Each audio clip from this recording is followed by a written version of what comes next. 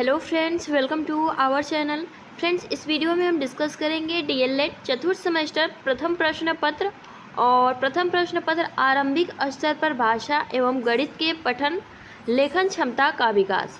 और ये पेपर आप सभी का एक थ्योरी बेस्ड सब्जेक्ट है जो कि 50 नंबर देख सकते हैं। इसमें आप सभी को मैथ भी मिलेगा, मतलब सब कुछ इसमें जो है, क्योंकि सब्जेक्ट का नाम ही है भाषा एवं गणित के पाठन लेखन क्षमता का पूरा विकास। ठीक है, तो फर्स्ट प्रश्न है, ज्ञ वर्ण बना है।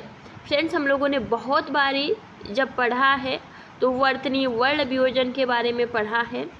तो ज्ञ एक आपका संयुक्त व्यंजन है, ठीक है, और ये बना किससे है? तो ज प्लस अ से बना है। ऑप्शन नंबर आप सभी का यहाँ 2 करेक्ट हो जाएगा। ठीक है, नेक्स्ट प्रश्न की तरफ बढ़ते हैं। मूल स्वर है, तो मूल स्वर कौन कौन से होते हैं? हम लोगों ने जाना है कि मूल स्वर कितने होते हैं? 4 होते हैं। कौन कौन से? तो अ, ई, उ और री, ये आपके जो है 4 मूल स्वर होते हैं। नेक्स्ट प्रश्न की तरफ बढ़ते हैं। पार्श्विक वर्ण है, पार्श्विक वर्ण कौन कौन से हैं फ्रेंड्स? तो आप सिंपल कहेंगे कि पार्श्विक जो वर्ण है वो आपका लौ हो जाएगा। यानी कि हमने जाना है व्यंजन प्रयत्न के मतलब उच्चारित को और भी इजी तरीके से, ठीक है, लगभग 8 भागों में बांटा गया है, जिसमें आपका एक पार्श्विक वर्ण भी आता है।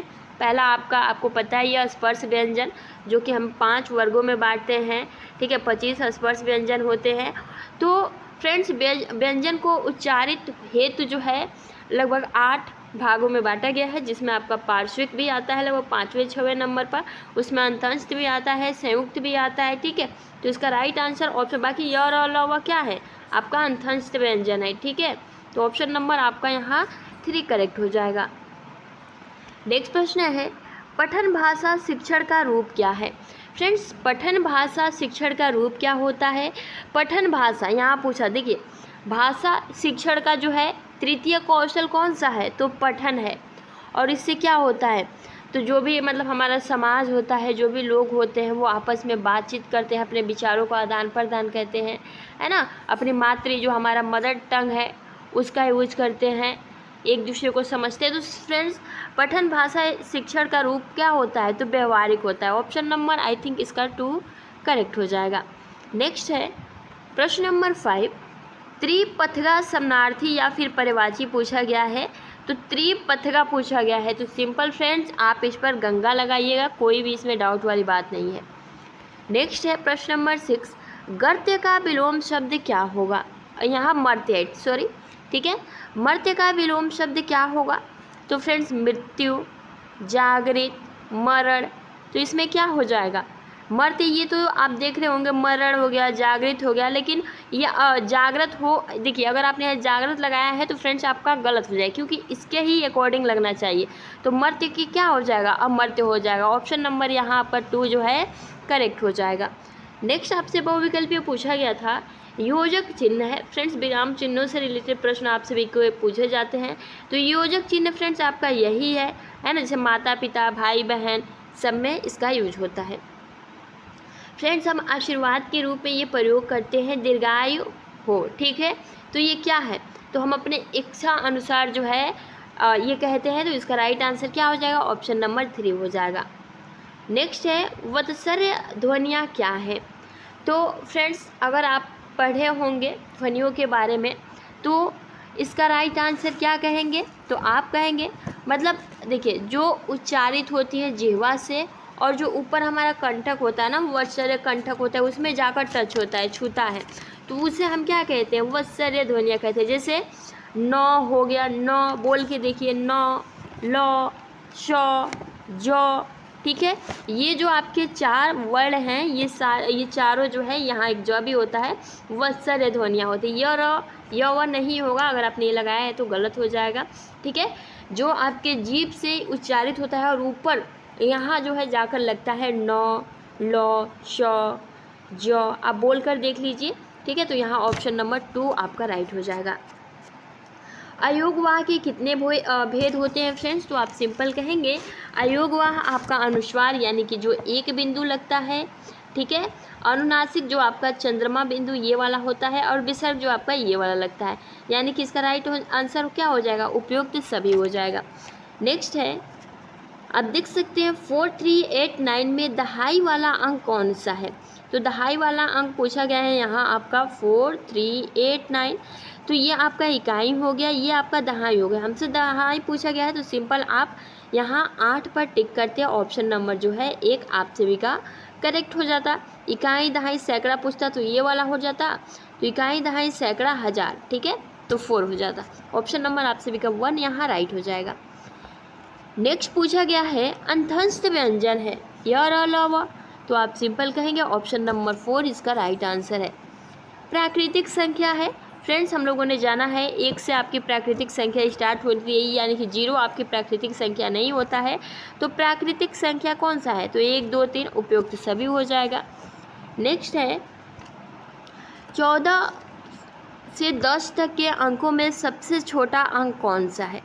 अब देखिए फ्रेंड्स, यहाँ आप सभी को ऑप्शन दे रखा है, यहाँ दे रखा है 14, ठीक है, और उसके बाद से इसके ही अंदर, ठीक है, यानी कि आप देख सकते हैं 14 और उसके बाद से आपका आएगा 13, ठीक है, उसके बाद से आपका आएगा 12 और उसके बाद से आपका 11 आएगा और उसके बाद से 10 आएगा।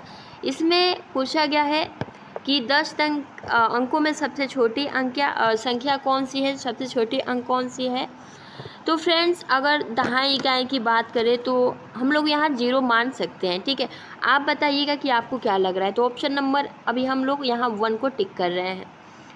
नेक्स्ट है परस्पर मेल के आधार पर व्यंजन होता है, तो फ्रेंड्स क्या होता है, संयुक्त व्यंजन होता है या फिर द्व्युक्त व्यंजन होता है। आई थिंक दोनों होता है, आप सभी कमेंट्स बॉक्स में कमेंट्स करके बताइएगा। नेक्स्ट है भाषा के प्रमुख अंग कौन कौन से हैं। तो फ्रेंड्स हम लोगों ने जाना है कि भाषा के जो प्रमुख अंग होते हैं वो प्रमुख 4 होते हैं। जैसे आपका ध्वनि हो गया, ठीक है, ध्वनि हो गया, रूप यानी कि शब्द हो गया, वाक्य हो गया, ठीक है, अर्थ हो गया। ये सब क्या है, ये सब भाषा के प्रमुख अंग हैं, ठीक है, जिसका सूक्ष्म अध्ययन करके जो भी तत्सम संबंधी रूप होते हैं, ठीक है, उसको उच्चारित करने के लिए एक टेक्नोलॉजी के रूप में, मनोवैज्ञानिक के रूप में इसका अध्ययन किया जाता है। नेक्स्ट है प्रश्न नंबर 17, पठन के 2 उद्देश्य बताइए। फ्रेंड्स देख सकते हैं, आप सिंपल कह सकते हैं पठन के क्या उद्देश्य हो सकते हैं। सबसे पहले तो लेखन में कौशल यानी कि स्किल्स का विकास होता है, ठीक है, पढ़ने की क्षमता इंक्रीज होती है, समसामयिक विधियों का यहाँ विकास होता है, सामाजिक मतलब जो भी हैं उसका विकास होता है। तो बस 2 उद्देश्य लिखना था, आप सिंपल लिख सकते हैं। पठन के तो यही उद्देश्य होते हैं। हलंत किसे कहते हैं। फ्रेंड्स आप देखते होंगे, आप कुछ भी लिखते होंगे तो हलंत कहीं ना कहीं आप सभी को मिल जाता होगा, ये वाला, ठीक है, ये वाला। तो यहाँ पूछा गया है हलंत किसको कहते हैं। तो इसे फ्रेंड्स जो हमारा बाह्य लिपि है, ठीक है, ये उससे ये व्युत्पन्न हुआ है।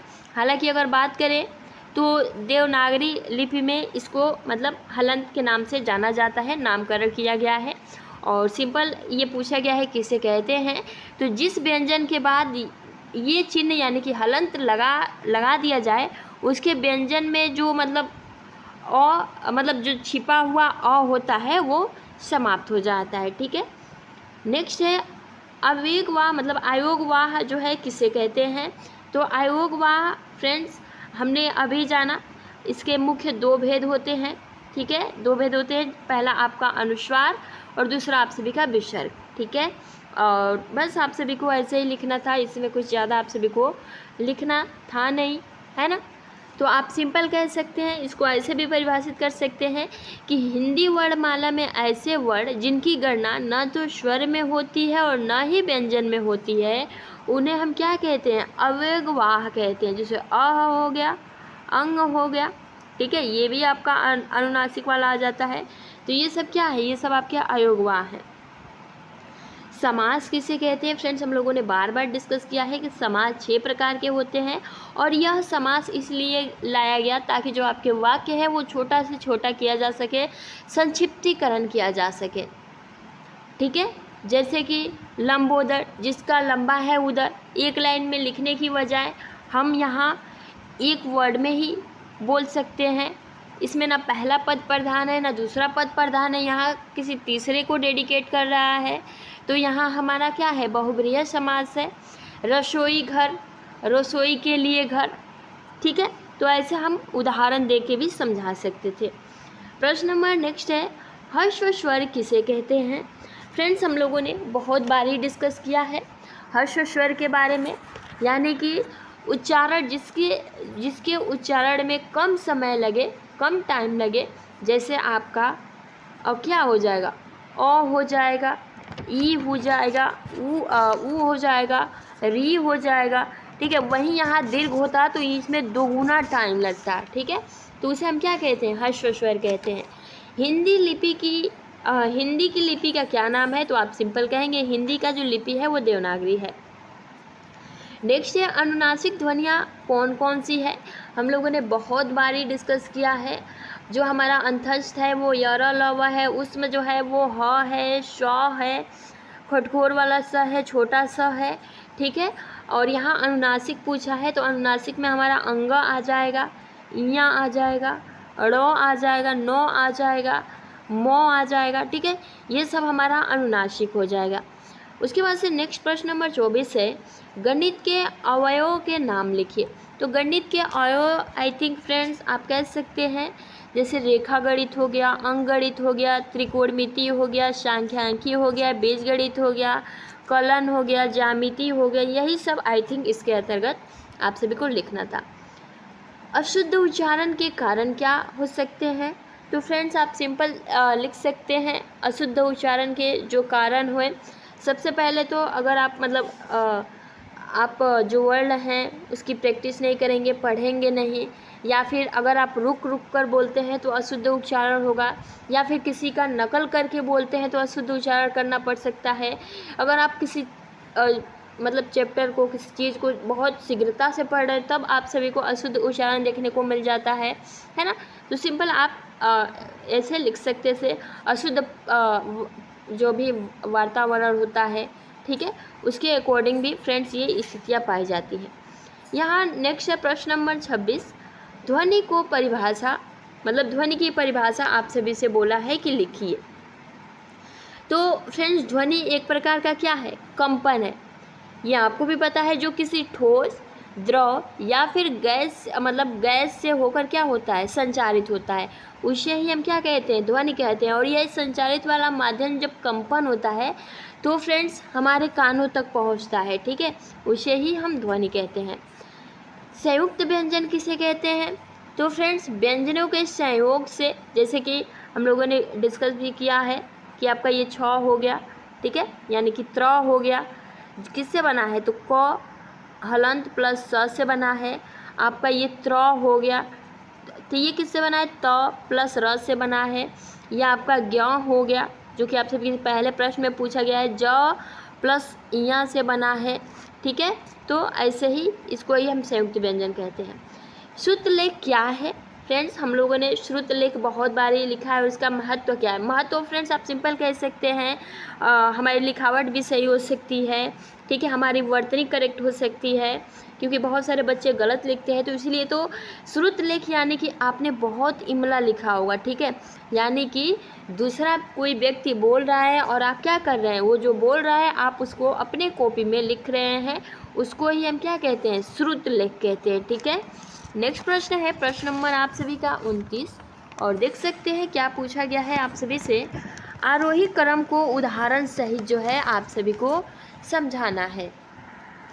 फ्रेंड्स अवरोही होता है और आरोही होता है। यहाँ पूछा है हमारा आरोही क्रम यानी कि असेंडिंग ऑर्डर, जिसे हम इंग्लिश में कहते हैं, ठीक है। यानी कि आप यहाँ ये भी कह सकते हैं उदाहरण सहित समझाने को बोल रहे हैं। छोटी भिन्न पहले लिखेंगे, यानी कि छोटा अंक पहले लिखेंगे और बड़ा अंक बाद में। जैसे कि यहाँ दे रखा है 10, 9, 2, 5, 2, 1, ठीक है। तो अब इसको आप कैसे जो है ऑर्डर करेंगे, कैसे रखेंगे आरोही क्रम में, तो बढ़ते हुए क्रम में। कैसे, पहले हम 1 लिखेंगे, 2 लिखेंगे, उदाहरण देना था ना, 2 लिखेंगे, उसके बाद से छोटा कौन सा है, तो 5 है, तो 5 लिखेंगे। यहाँ 2 बार आएगा तो इसको आप छोड़ दीजिए, ठीक है। और जैसे यहाँ हम 8 कर देते हैं, तो 2, 5 उसके बाद से 8 हो जाएगा, उसके बाद से 9 लिख देंगे, उसके बाद से 10 लिख देंगे। ये हमारा क्या हो जाएगा, आरोही क्रम, यानी कि बढ़ते हुए क्रम में जब हम लिखते हैं तो वो हमारा असेंडिंग ऑर्डर हो जाता है। वही अवरोही होता तो हम घटते हुए, यानी पहले 10 लिखते, फिर 9 लिखते, फिर आप यहाँ 8 लिखते, फिर यहाँ घटते क्रम में लास्ट में 1 आ जाता है। ठीक है, नेक्स्ट है आप सभी का 8, 8, 9 में सभी अंकों का स्थानीय मान। देखिए कभी कभी ये होता है, पूछ देता है ओनली 8 का बताइए, 9 का बताइए, तो स्थानीय मान जैसे कि हमने निकाला भी जाना है पहले से, यानी कि 9 का स्थानीय आपका इकाई हो गया, 9 जो है आपका इकाई 9, और ये आपका क्या 8 जो है आपका दहाई हो गया, और जो आपका 8 और है ये आपका क्या हो जाएगा, सैकड़ा हो जाएगा।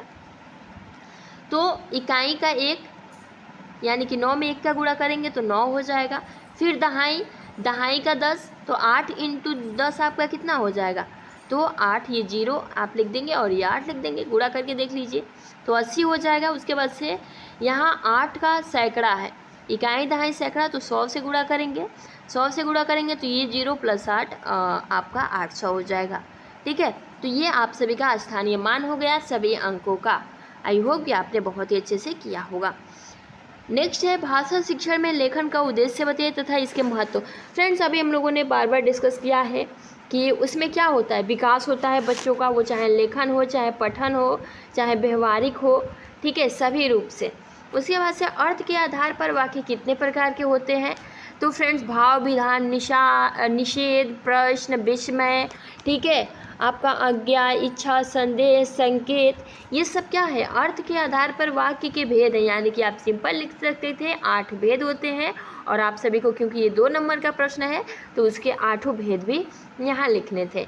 लोकगीत से क्या समझते हैं, तो फ्रेंड्स लोकगीत क्या होता है, एक सामाजिक रूप होता है, एक समाज द्वारा अपनाया गया, जिसे लोग द्वारा ही, व्यक्तियों द्वारा ही उसका रचना, लोक द्वारा ही उसकी रचना की गई है और लोग द्वारा ही गाया जाता है, खासकर सांस्कृतिक कार्यक्रमों में। ठीक है, तो ये आपको लिखना था। शून्य की संकल्पना फ्रेंड्स आप सभी से दिया गया है, बच्चों को आप इसका ज्ञान कैसे देंगे शून्य के बारे में, तो फ्रेंड्स अब बहुत ही ईजी प्रश्न है। ठीक है, आप लिख देते कि मतलब अगर हम यहाँ इम्पोर्टेंट पॉइंट की बात करें तो आर्यभट्ट ने जो है शून्य की खोज की थी 5वीं सदी में। ठीक है, बाकी आप बच्चों को लेकर 0 ऐसे ऐसे मतलब करके आप समझा सकते थे। भाग के प्रमुख अवयवों को स्पष्ट करिए और भाग की क्रिया को दर्शाइए। तो फ्रेंड्स भाग से रिलेटेड आप सभी को यहाँ इन्फॉर्मेशन देना था और एक भाग करके आप सभी को बता देना था। ठीक है, उसके बाद से नेक्स्ट प्रश्न नंबर 36, विराम चिन्ह किसे कहते हैं, किन्हीं 2 विराम चिन्हों का उल्लेख कीजिए। विराम चिन्ह मतलब क्या होता है फ्रेंड्स, हम लोगों ने बार बार कहा है, आप सभी को पता है विराम चिन्ह कितने होते हैं, 20 होते हैं, और विराम का अर्थ होता है ठहराव। यानी कि अगर किसी भी चीज़ को हम एकदम से लिखते जाए, ना उसमें हलंत लगाए, ना पूर्ण विराम लगाए, तो वो उसका करेक्ट अर्थ ही नहीं निकलेगा, सब एक में मिक्स हो जाएगा। ठीक है, इसीलिए हम विराम चिन्ह का अपने वर्ड्स में लिखेंगे, अच्छे नंबर मिलेंगे। ठीक है, अब 2 आपसे बोला गया है, तो सबसे पहले तो आप संयोजक वाला जो आप सभी को पहले पूछा गया वही मेंशन कर देते। पूर्ण विराम वाला यानी कि किसी भी वाक्य को पूरा करने के लिए पूर्ण विराम लगाते हैं। ठीक है, विस्मयादि बोधक वाला चिन्ह लगा सकते हैं, आश्चर्यवाचक। ठीक है, बच्चों को गिनती का ज्ञान कैसे कराएंगे फ्रेंड्स, बच्चों को गिनती का ज्ञान हम अपने अकॉर्डिंग भी करा सकते हैं। हो सकता है कि हम उनको लाइन बाय लाइन ऐसे खिंचवा कर और उनसे गिनती करवाएं, या फिर 10 बच्चों को लाइन मतलब एक कतार खड़ी करें और ये कहेंगे 1 नंबर पे है, 2 नंबर पे है, कितने बच्चे हैं, मतलब जितना इजी हो सके बच्चों को यहाँ सिखाना है तो एक इंटरेस्टिंग वे से हम सिखाएंगे। ठीक है, तो आप अपने अकॉर्डिंग यहाँ लिख सकते थे। जोड़ की प्रक्रिया में हासिल का क्या महत्व है फ्रेंड्स, ये आप सभी से प्रश्न पूछा गया है, तो सिंपल आप सभी इसको जोड़ के 1-2 जोड़ लगा देते और इसका महत्व जो है आप सभी बता देते। ठीक है, स्थानीय मान किसे कहते हैं अभी आप सभी को बताया गया है। कहानी में शिक्षण का लाभ बताइए फ्रेंड्स, कहानी में शिक्षण का लाभ क्या होता है, सिंपल कह सकते हैं कि जो भी बच्चे हैं, ठीक है, कहानी के द्वारा, क्योंकि कहानी में वो इंटरेस्ट लेते हैं तो बहुत ही अच्छा सीखेंगे। आप कहानी के माध्यम से उन्हें अच्छी जो भी अच्छा है, जो भी बुरा है, क्या करना चाहिए, क्या नहीं करना चाहिए, आपको जो है बच्चों को सिखाना चाहिए, बताना चाहिए, और बच्चे जो है इसमें इंटरेस्ट भी लेते हैं और ध्यान भी देते हैं और इससे सीखते भी हैं। तो यही लाभ पूछा गया है, पॉइंट टू पॉइंट करके लिख देना था। तो ये 40 क्वेश्चन आपसे भी से पूछे गए थे आज के पेपर में। ठीक है, आई होप कि फ्रेंड्स आप सभी को ये सेशन बहुत अच्छा लगा होगा। अच्छा लगा हो तो शेयर ज़रूर करिएगा, और फ्रेंड्स उम्मीद करते हैं कि आप वीडियो को लाइक करके जाएंगे, और जो भी आपके दोस्त फ्रेंड्स हैं जिस भी ग्रुप में हैं शेयर कर दीजिए। अभी के लिए फ्रेंड्स इतना ही। चैनल पे नए हैं तो सब्सक्राइब ज़रूर करिए, आपके लिए ही बेनिफिट्स होगा। Thanks for watching, take care, have a nice day.